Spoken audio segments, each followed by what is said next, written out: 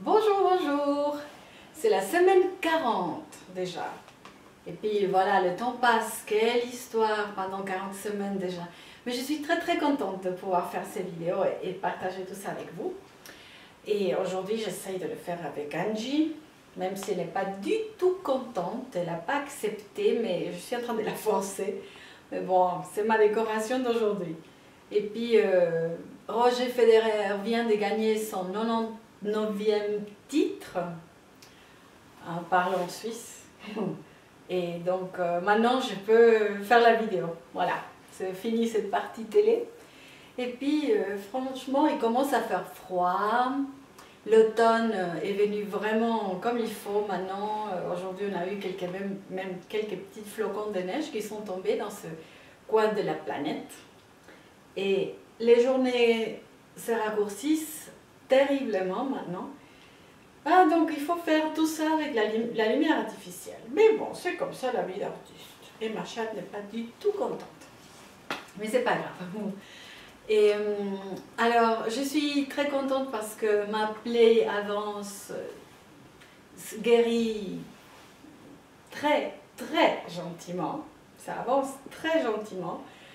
Il va falloir avoir beaucoup de patience, mais la doctoresse est très contente. Et puis voilà, je reste confiante que d'ici quelques mois, probablement, je pourrai dire « Ah, je peux me doucher maintenant ».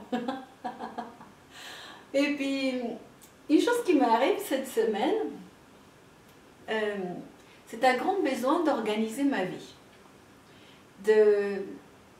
Surtout de créer de nouvelles habitudes.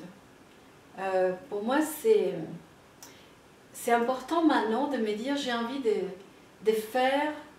j'ai envie de croquer la vie encore plus. De faire des choses qui me rendent heureuse, des choses qui sont très importantes pour moi et que peut-être avant n'avaient pas beaucoup de place pour moi parce que bon, je les estimais quelque part secondaires.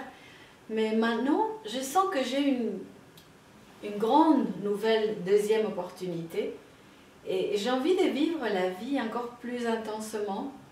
Pas dans la quantité des choses que je veux faire, mais je sais pas, m'organiser d'une autre manière pour pouvoir être un peu plus satisfaite avec ma vie.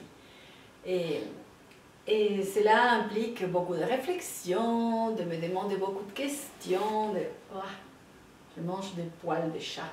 Angie, je sais que tu n'es pas contente, mais c'est pas grave, fais-le pour moi. Et cela demande beaucoup de réflexion, beaucoup d'imagination, beaucoup de créativité aussi, et beaucoup de remise en question. Parce que des fois, il y a des choses qu'on fait et on ne sait pas pourquoi on les fait. Et des fois, on pense, ah, mais ça c'est hyper important, mais après quelques questions, on peut se dire, oh, c'est pas aussi important que ça peut passer à un deuxième plan, etc. Donc, c'est un peu ça que je suis en train de faire ces quelques jours. C'est un grand besoin parce que c'est pas que, comment dire, je veux aider mon corps aussi à être bien, à être content. Et je ne veux pas donner des chances à un autre cancer, à une autre tumeur. Et il y a beaucoup de gens qui ont eu déjà un cancer et qui vont avoir peur d'un deuxième, d'une rechute.